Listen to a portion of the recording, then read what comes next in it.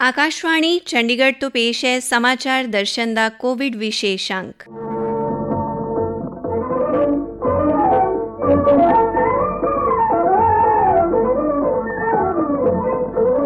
ਅੱਜ ਦੇ ਅੰਕ ਵਿੱਚ ਸ਼ਾਮਲ ਹੈ ਕੋਵਿਡ-19 ਦੇ ਠੀਕ ਹੋਏ ਮਰੀਜ਼ਾਂ ਦੀ ਦੇਖਭਾਲ ਲਈ ਪੋਸਟ ਕੋਵਿਡ ਕੇਅਰ ਕੇਂਦਰਾਂ ਦੀ ਸਥਾਪਨਾ, ਕੋਵਿਡ ਮਰੀਜ਼ਾਂ ਦੇ ਇਲਾਜ ਲਈ ਕੀਤੇ ਜਾ ਰਹੇ ਉਪਰਾਲੇ, ਕੋਵਿਡ ਦੀ ਤੀਜੀ ਲਹਿਰ ਲਈ ਤਿਆਰੀਆਂ ਤੇ ਬਲੈਕ ਫੰਗਸ ਦਾ ਇਲਾਜ ਅਤੇ ਕੋਵਿਡ ਟੀਕਾਕਰਨ ਤੇ ਟੀਕਾਕਰਨ ਦੇ ਲਾਭਪਾਤਰੀਆਂ ਦੇ ਪ੍ਰਤੀਕਰਮ।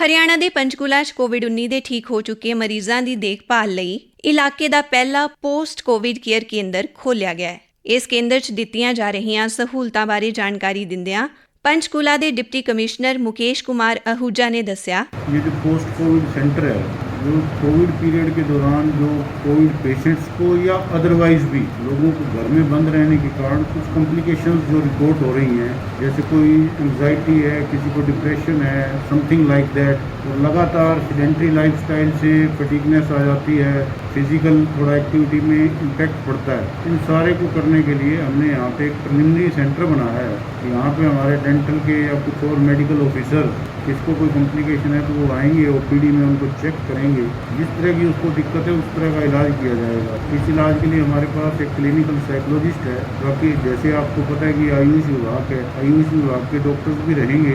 ओवरऑल कंसेप्ट है ये ट्रीटमेंट ना होके काउंसलिंग पे ज़्यादा फोकस रहेगा, और जो भी पेशेंट ना कहे कि मैं कोई भी विजिटर यहाँ आता है उसको इंटरव्यू करके उसको गाइड किया जाएगा to lead the healthy life. उस केस में हम उसको रेफर करेंगे जी, रेफरल केसेस होगा, उसके लिए सिविल हॉस्पिटल के अंदर सारी व्यवस्था। हरियाणा विधान सभा के स्पीकर ज्ञानचंद गुप्ता ने इस नूं सेहत महकमे की एक चंगी पहल दसदियां कहा, सबसे पहले तो मैं स्वास्थ्य विभाग को बधाई देना चाहूँगा कि उन्होंने जो पोस्ट कोविड केयर सेंटर, मैं समझता हूँ कि इस प्रकार का शायद पहला, ट्राई सिटी में तो कम से कम पहला है ही है, दिल्ली वगैरह में हो तो मुझे नहीं जानकारी, लेकिन इस प्रकार का पोस्ट कोविड केयर सेंटर शुरू किया है जहाँ कोविड के इलाज के बाद ठीक होने के पश्चात पेशेंट को, क्योंकि बहुत सारी प्रॉब्लम्स रहती, मैं खुद कोविड पेशेंट रहा हूँ और 6 महीने के पश्चात भी आज कभी कभी कोई ना कोई बीमारी जो है वो लगती है कि कहीं हेल्प की जरूरत है, कहीं केयर की जरूरत है, कहीं डॉक्टर की एडवाइस की जरूरत है। तो इस प्रकार का ये सेंटर शुरू होने से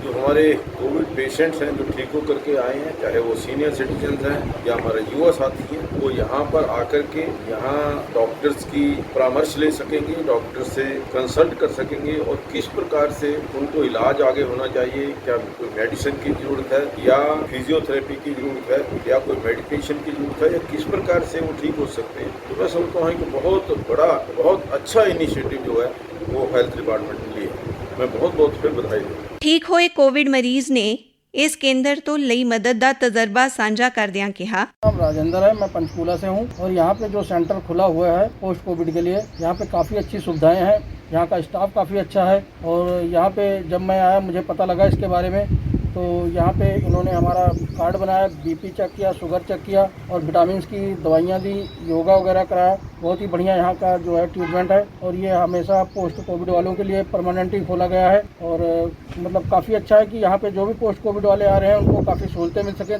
8 बजे से 2 बजे के बीच में कभी भी आप चेक करा सकते हैं, कोई इन्फॉर्मेशन लेना चाहें या उससे संबंधित कोई जानकारी लेना चाहें तो यहाँ का स्टाफ काफ़ी कोऑपरेटिव है और बहुत ही अच्छी तरह से डील कर रहे हैं। सिरसा च जिला कानूनी सेवा अथॉरिटी वालों ऑक्सीजन ऑन व्हील सेवा शुरू की गई है। इस अथॉरिटी की सकत्तर CGM अनुराधा ने दस्या, आज जिला विधिक सेवा प्राधिकरण ने एक ऑक्सीजन ऑन व्हील्स नाम से एक सेवा शुरू की है सिरसा जिले के लिए।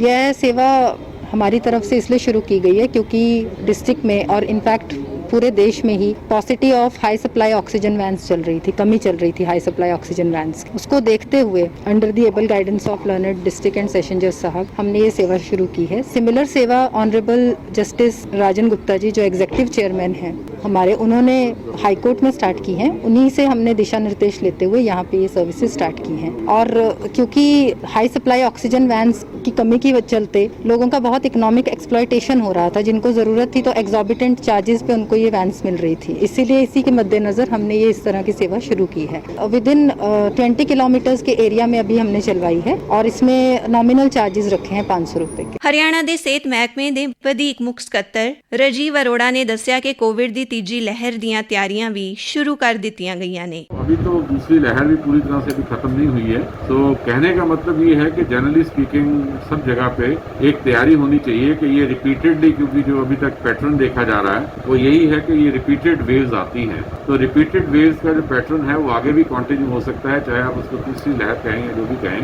और मेन चीज है, दो चीजों पे ऊपर ये चीजें डिपेंड करेगी। एक तो ये है कि हमारी जो तैयारी है वो यही है कि जो हम अपनी मेडिकल फैसिलिटीज हैं उनको और सुदृढ़ करें, उसमें ऑक्सीजन की फैसिलिटीज को, बेड्स को, वेंटिलेटर्स को, आईसीयू बेड्स को, इन सब चीज़ों को सुदृढ़ करें और साथ ही साथ जितनी ज़्यादा हो सकता है वैक्सीनेशन जो है वो इस एरिया में बढ़ाएं, और जितनी वैक्सीनेशन अधिक होगी उतनी लोगों में इम्यूनिटी भी होगी, और जो नेक्स्ट वेव्स की या फ्यूचर वेव्स की बात आ रही है उससे भी लड़ने में हमें काफ़ी शक्ति मिलेगी। वैसे आपके पंचकुला डिस्ट्रिक्ट में बहुत अच्छे जो प्रयोग हैं वो किए जा रहे हैं। अर्बन एरियाज में तो इन्होंने इवन ड्राइव इन वैक्सीनेशन तक भी शुरू किया है।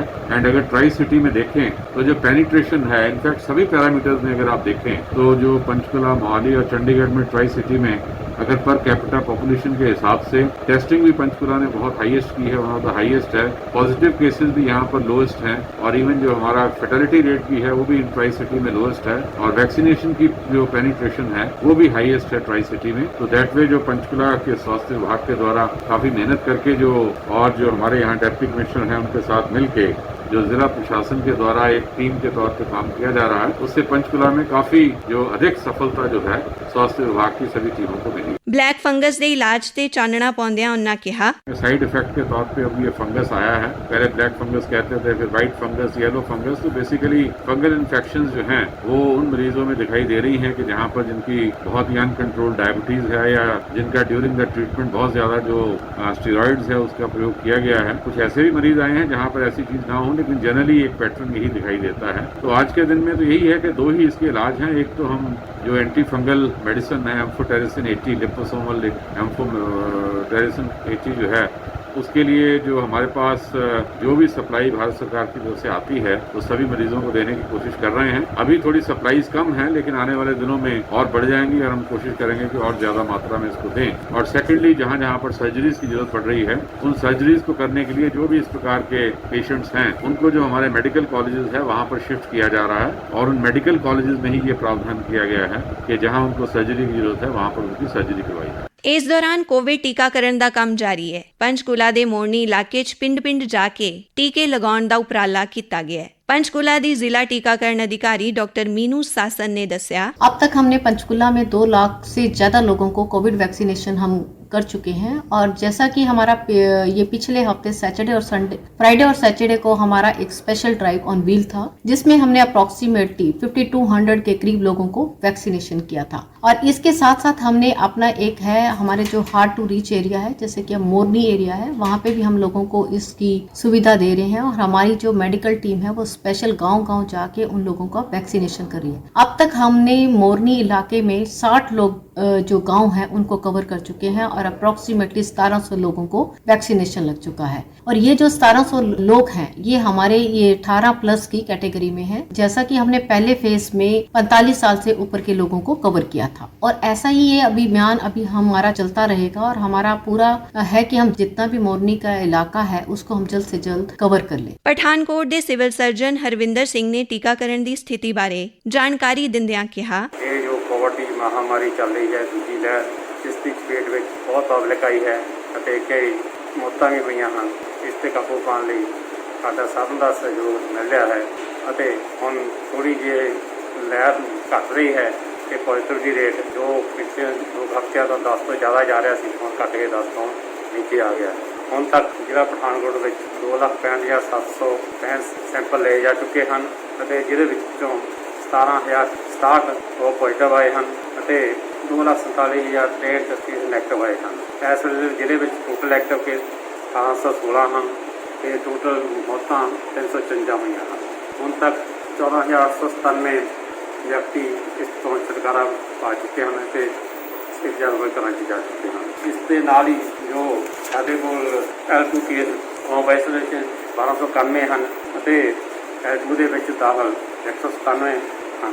ਇਹਦੇ ਨਾਲ ਕੋਵਿਡ ਦੀ ਬਿਮਾਰੀ 'ਤੇ ਕਾਬੂ ਪਾਉਣ ਲਈ ਵੈਕਸੀਨੇਸ਼ਨ ਵੀ ਕੀਤੀ ਜਾ ਰਹੀ ਹੈ, ਜਿਸ ਵਿੱਚ 10 ਸਾਲ ਤੋਂ ਉੱਪਰ ਸਾਰੇ ਵਿਅਕਤੀਆਂ ਦੇ health care worker, frontline worker, 18 ਤੋਂ 44 ਸਾਲ ਦੇ ਕੰਸਟਰਕਸ਼ਨ ਵਰਕਰ ਜਾਂ ਕੋਮੋਰਟੀ ਵਾਲੇ ਜਾਂ ਹੈਲਥ ਕੇਅਰ ਵਰਕਰ ਦੀਆਂ ਪਰਿਵਾਰਕ ਮੈਂਬਰਾਂ ਦੀ ਵੈਕਸੀਨੇਸ਼ਨ ਵੀ ਕੀਤੀ ਜਾ ਰਹੀ ਹੈ।